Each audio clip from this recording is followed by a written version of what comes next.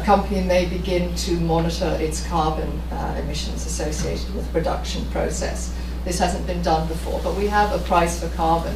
The choice of which price for carbon we use is sometimes difficult. It depends where you are and what the purpose of the valuation study is. I've been involved in a couple of valuation studies where we've looked at carbon. One was with Holcim in the UK, where the UK government has a shadow price for carbon, and that is used in all project appraisals at the government level for public investments. It is based on the cost of the social damages of carbon to the environment related to climate change. So that was used in that study, and that's a relatively high price. I think it was about £25. Yes, £25 a tonne of CO2e equivalent. On the other hand, some work we did with Rio Tinto was looking at the value of a tropical forest, and we had a total economic value framework, and carbon sequestration and storage was one ecosystem service that we looked at. But we were interested in how to capture the value of that tropical forest. So we're looking at different financing mechanisms, we're looking at REDD+ projects, and for that reason we used a market price of carbon, the price of carbon in the voluntary market, because if you're going to try to set up REDD projects, you need to be working with the current market prices.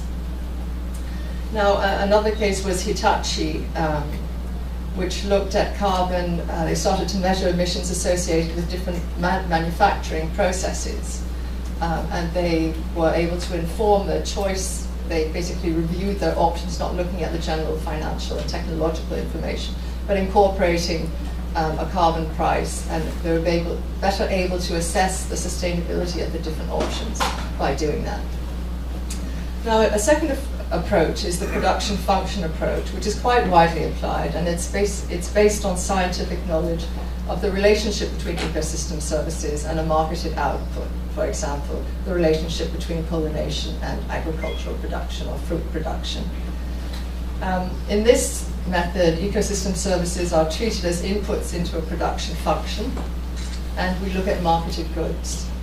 So the first step is to identify the physical effect of a change in ecosystem services on a good.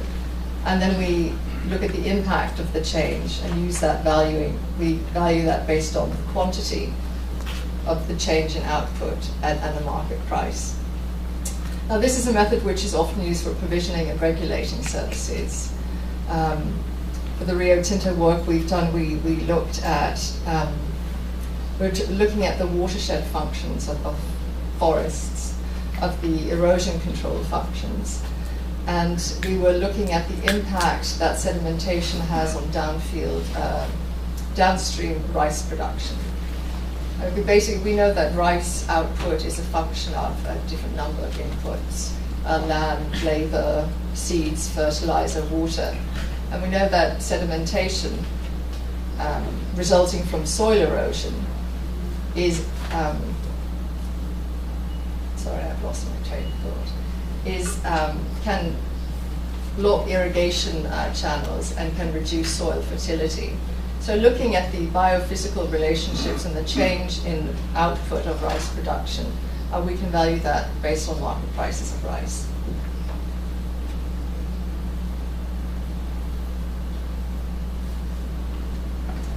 Now, cost-based approaches have become quite popular because they're relatively straightforward, and the value of an ecosystem service is estimated based on the cost of actions to replace these services, the replacement cost approach, or what people are willing to pay to avoid the adverse effects of losing services or to replace lost services, so avoided damage costs. Some of the main applications are looking at the flood regulation services of wetlands. There are many cases where wetlands have been converted to agricultural use, and when there's a lot of rain or a storm, we see significant damage to residential properties, to agricultural fields, and so on. And we're able to estimate the economic costs of that damage based on market prices. In South Australia, the water utility company used cost-based approaches to value the water filtration services of catchments, looking at what it would cost to treat the water in the absence of a certain type of management of a catchment, and the avoided health effects. So they did a lot of modelling of the nutrient loads of the water coming from the catchments surrounding the water collection points. The problem with cost-based approaches is that they produce underestimates. What you're estimating is the cost of replacing something. It's not the value. I mean, the willingness to pay measures capture the value people have for something. Damage caused by a flood may be $100, but people might have been willing to pay $500 to avoid that damage.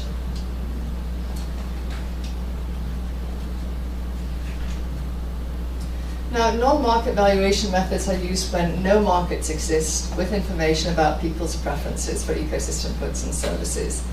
And there are two main types of non-market valuation methods. The first are revealed preference methods, which deduce people's willingness to pay from observed evidence. So value estimates are based on behavior, not in an actual market, but in a market that's related to the good that we're looking at. And a couple of these methods are the travel cost method and hedonic analysis. And I'll show you a couple of examples in a moment. Now, stated preference analysis is becoming more prevalent, and it relies on asking people hypothetical questions. So you create a market for a good that is rarely, if ever, thought about in a market context, and you ask people a series of questions about their willingness to pay for different scenarios. So you do this under contingent valuation methods and choice modeling, and the type of method you use will depend on the type of value you're trying to capture. Now, hedonic pricing estimates the value of an environmental good or service in a proxy market. And so you compare the prices of two goods in an existing market, and these two goods are identical except for the one environmental attribute which you're trying to value. We basically know that a house is a bundle of attributes, of characteristics. It has a different number of rooms, different number of bathrooms. They may be built of brick. You look at the material of the roof, you look at the location, and so on. So the idea is to try to find two identical goods, like these houses, and you vary the environmental attribute, and you can attribute the difference in price to that environmental attribute. So houses in different locations which are otherwise identical, but one has a beautiful view over a landscape, a green area, or access to a park. You can value how people value parks by looking at the difference in house prices. And this is also used for property in congested areas to look at air quality, noise, access to recreation, and so on. Now, the travel cost method, the value of an ecosystem would be based on adding up the time and travel cost expenses that people incur to visit a site. And from that, you can estimate the implicit willingness to pay for an environmental good or service.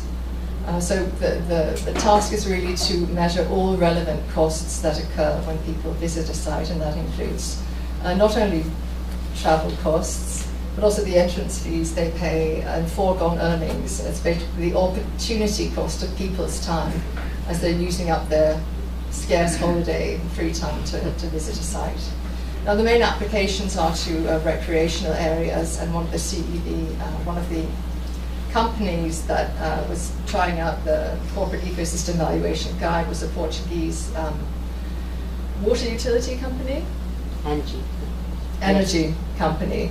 And they were looking at different scenarios linked to the level of water in the canals and reservoirs around a number of hydropower facilities they had. And they used the travel cost method to look at the recreational values of associated with the high level of water in the canals and so on. How much time have I got? -1. Yeah. Right, quickly on to stated preference methods, which have been treated as quite contentious in the past, but we've now got a good 30 years of applied experience with them. These are used when no proxy markets exist and when no actual markets exist, and we basically have no information, no quantitative information about people's preferences for these ecosystem goods and services. And this is very much the case for biodiversity. We have contingent valuation and choice modeling, which I mentioned earlier. Now, for both of these, it's a survey-based method, and one has to be extremely careful about how one constructs and implements these surveys. They have to be designed with realistic scenarios, which people, respondents, understand very well. You need a random stratified sample. It's ideal to do face-to-face interviews, but increasingly we see telephone or even internet-based interviews. The payment vehicle will affect the results, whether you propose a tax or a donation, who has to pay. These are all hypothetical elements. And the fact is that it is a hypothetical scenario, so you do get some resistance to answering questions, or just a lack of precision in the responses. Just a quick example of a contingent valuation study was undertaken in Sri Lanka, where there's a big problem, well, there's conflict between elephants and people in residential areas because it's a very densely populated, some parts are densely populated. So we basically know that elephants consume a lot of food every day and that crop raiding is a problem. So a survey of local households was done to estimate their willingness to accept compensation for the damage to their crops from elephants and the danger to their lives from having elephants around. And then a second survey was done in an urban area in Colombo, asking the willingness to pay for the conservation of elephants. And the results showed that there's a much higher willingness to pay for the conservation of elephants, then basically that amount more than covers the compensation required for the damage done. And this was done by an insurance company which basically captured this value by adding a small fee on top of its existing policy holders. Am I out of time? Yeah. You're grimacing. All right. And then, sorry, I have to get this mouse situation sorted. And then choice modeling is very similar to contingent valuation, where people are asked to choose between sets of environmental goods and services with different prices. So the focus is on trade-offs between different scenarios. So for example, improved water quality in a lake will affect a number of services, but you can write the importance of these different services to the sample. And I won't go into those problems. Just to show you a quick example of a choice modeling exercise. This was done for a wetland, which, in the context of wetland restoration in France, there was a big concern with mosquitoes in the area. And so a choice modeling survey was done to try to assess how people value different ecosystem services and the disutility of mosquitoes. And so you see here that you have different ecosystem services, different scenarios, and different combinations with the price at the bottom. And you're able to gather quite a lot of information about how people prioritize ecosystem services and potential disutilities associated with them. And I'll stop there.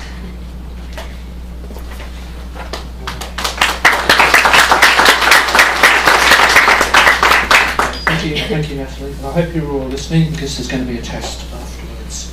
Eva, would you like to carry on now, please? Yes.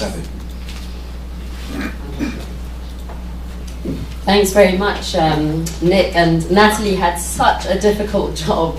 We asked her to give you a 101 on one of the most complicated fields that ever exist in 20 minutes. So now this part is to try and give you a sense of what WBCSD, the World Business Council for Sustainable Development, has been working on.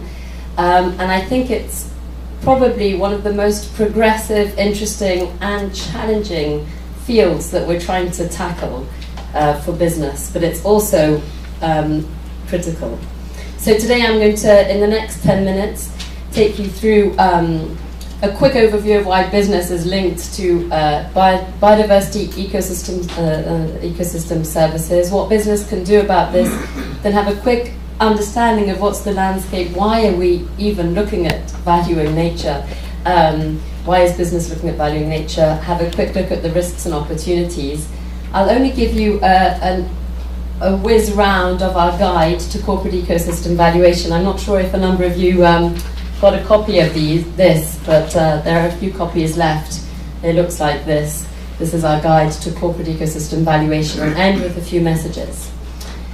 All right, so in a nutshell, business directly and indirectly through its supply chain impacts on nature, but it also depends on ecosystem services and nature more generally. Most, if not all, industrial process use water, for example. If you look at the agribusiness sector, it relies on pest control and pollination. So any change in the ecosystem creates both risks and opportunities for business. What can business do? WBCSD suggests five action points. The first one is to measure and value. We say you can't manage what you don't measure, but then manage and mitigate these impacts and dependence. Do what business is good at by innovating, developing new eco-efficient goods, services and technologies.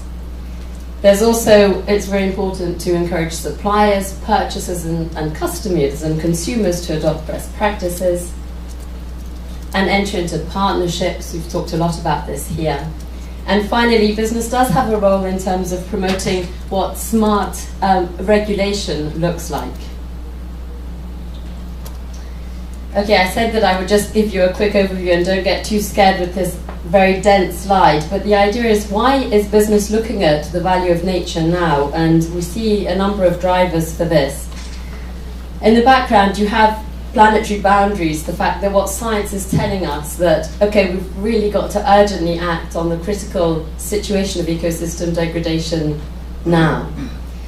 And that has pushed what we see as 4 areas that are both influencing business, and business is also shaping these. If we start at the top, you've got investors and buyers' policies. If you've heard of the equator principles of banks saying, we'll only give you a loan if your ecosystem risk is under control.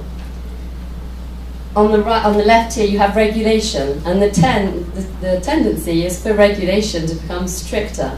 In 2010, as you may know, the Convention on Biological Diversity agreed on a set of biodiversity targets called the Aichi targets. A number of these are related to valuing nature, and countries now have to implement these policies. WBCSD, in fact, just yesterday launched a new case study report of 25 cases that show how businesses are already responding and helping achieve these targets, by the way.